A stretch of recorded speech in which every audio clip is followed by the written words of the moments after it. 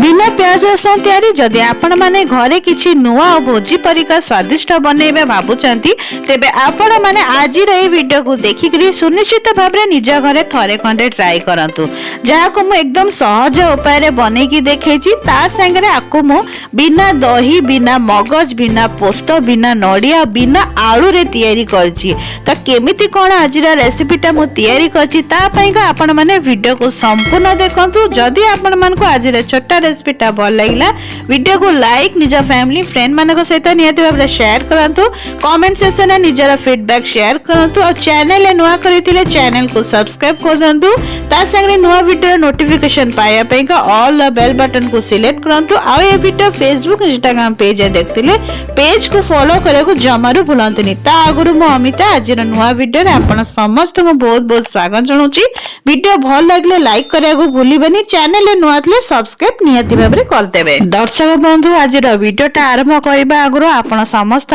पाखरे मोर एतिक अनुरोध रहिला जदि आपण माने चैनल ले नुआ करिथिबे प्लीज चैनल को सब्सक्राइब कर दियंतु पाखरे थिबा बेल बटन को भी प्रेस करंतु आ फेसबुक इंस्टाग्राम पेज देखथिले ए वीडियो को प्लीज आपण माने पेज को फॉलो करि नियंतु तेबे चालंतु आ बेसी देरी न करी आरंभ करबा आज नुआ वीडियोटा। फूलकोबी रु तयारी आज जबरदस्त रेसिपी तयारी करया पई प्रथमे एठी गोटे बड़ कढ़ईटा बसी देथली गरम पई कढ़ई जेमती गरम हला सेथरे म 2-3 बड़ चामच रिफाइन तेल दे देची तेल जेमती गरम हला परे एठी म 100 ग्राम पाखा पाखी पनीर नेची तो पनीर रा क्वांटिटी आपण माने केते कोन बनेबे निज हिसाब रे कम अधिका करि परंती पनीर को एबे हमें टिके गोल्डन कलर आसिया पंत फ्राई करनाबा तो सेथरे गोल्डन कलर आ बढ़िया टेस्ट आने पे एथरे म गोटे छोटा चामच काश्मीरी रेड चिली पाउडर गोटे छोटा चामच स्वाद अनुसार लुण गोटे छोटा चामच हल्दी गुंडा देके भल भाबरे टिके पनीर को एपट सपट करके घांटी नउची तो पनीर को अत्यधिक आपण माने ओवर कुक करबेनी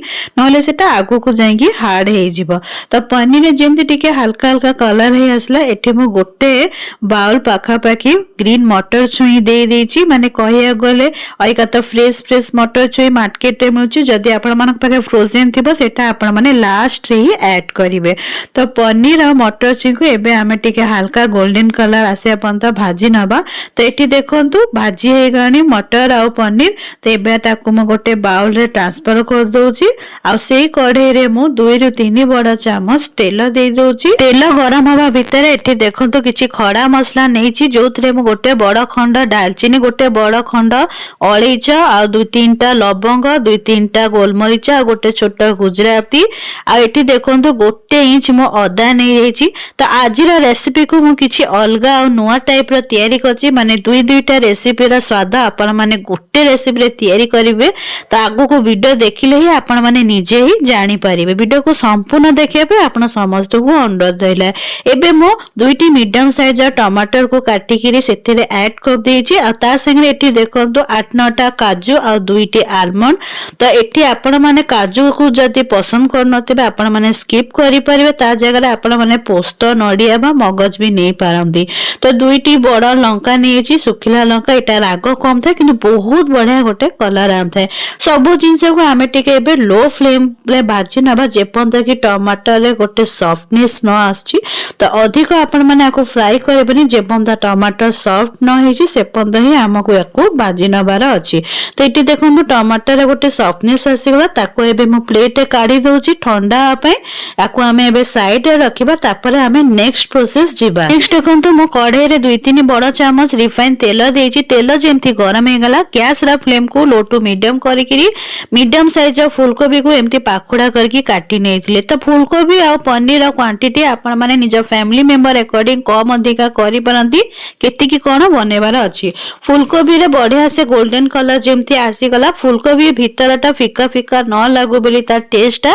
अल्प टिके आपण माने स्वाद अनुसार लुण अल्प टिके हल्दी गुंडा दे देबे जोटे कि फूलकोबी गोटे बढ़िया कलर और टेस्ट भी आसीबो आ फूलकोबी भीतरटा ना एकदम फिका फिका लागिबनी छोट छोट टिप्स आपण माने फॉलो करंतु बहुत बढ़िया लागिबो आपण मानको आ टेस्टटा तो एटी देखंतु आमे गोटे ग्राइंडिंग जार रे सब मसला टिक ठंडा हे गेला ताकू त म संगे संग ट्रांसफर कर दिले अल्प टिके पानी देइची ता भीतर एटी देखंतु फूलकोबी भी भाजी हे गेला ताकू गोटे बाउल रे ट्रांसफर कर दउ देखंतु गोटे गिना रे म 2 बड़ चामच लहुणी माने खीर सरा नहीं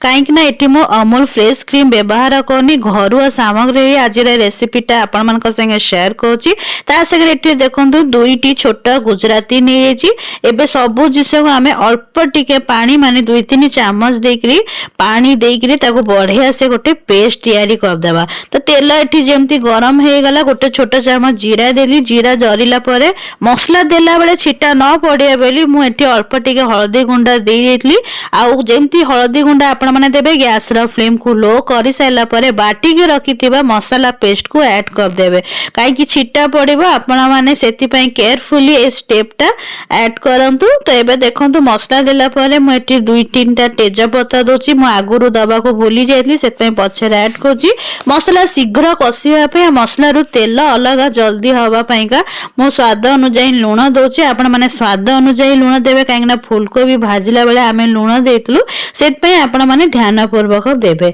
एबे आमे जो भाजी के रखिथिलु फूलकोबी आ पनीर को दे देबा। तो आमे मसला को 50% ही कसेबार अछि हमको काहे कि ना ऑलरेडी आमे 50% मसला को माने टमाटर काजू जहाँ भी ए रेसिपी पाई मु व्यवहार करछि सेटा मु आगुरु ही भाजी देतली सेत पे मसला को कसेला बेले बेसी टाइम लागिबनी। तो कुकिंग प्रोसेस टा बहुत जल्दी होबा कम समय रे एटा तैयारी हो जेबा सेति पई आपण माने को पाखे जदी कम समय अछि व्यस्तता थिबे आपण माने झटपट रेसिपी को संगे संग तैयारी करि परिबे। तो बिना प्याज रसुन बहुत ही टेस्ट लागे। तो फूलकोबी पनीर मटर छुई सब जिनसा देला परे गोटे छोट चामच माने कसूरी मेथी दे देची बढ़िया से ते बढ़िया बास्ना पे किछि समय ताको 5 मिनट पाखापाखी गैस रो फ्लेम को लो करके कवर कर देतली जोतले कि मसला रा बास्ना बाहर को न जाओ। एबे कवर खोली सेला परे बहुत बढ़िया गोटे बास्ना आसी माने मु तो कहबी एकदम भोजी परिका स्वादिष्ट लागिबा। केबे यदि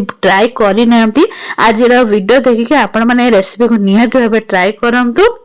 तो ये देखो मसला संगे फूलकोबी पनीर मटर चू बढ़िया से मिक्स हो गलानी। तो मु मझिरे मझिरे कभर दे दोची दम रे रखिक आपको कुक करछि जो थे कि मसलाटा बास्ना बनी रहिबा हमर पनीपरिबा आ मटर और पनीर संगे। एबे देखंतु आ 5-10 मिनट पर गैस रा फ्लेम को लो कर देली तेल गुडा को ऊपर को उठी आसलानी आ मझिरे मझिरे आपण माने चेक करथिबे। तो आपण मान को जदी लटपटिया रखिबार अछि अल्प टिके पानी दे पानी जदी ग्रेवी दरकार तो आपण माने निज हिसाब रे कंसिस्टेंसी को एडजस्ट करनेबे। तो माको टिके लटपटिया रखथिली माने टिके भोजी परिका लागिवो जेंती रोटी पराठा पूरी नान संगे खाइबा को भल लागिवो। तो तेल बढ़िया से ऊपर को उठी गलानी माने बढ़िया से मसलाटा हमर कसी हे गलानी बढ़िया गोटे स्वाद और बढ़िया बास्ना भी आछि। तो लास्ट में गोटे छोट चमच पाखापाखी गरम मसला गुंडा दे देली तापरे मो दम रे एबे 5-10 मिनट पैका गैस रो फ्लेम को लो करके छाड़ी दउची।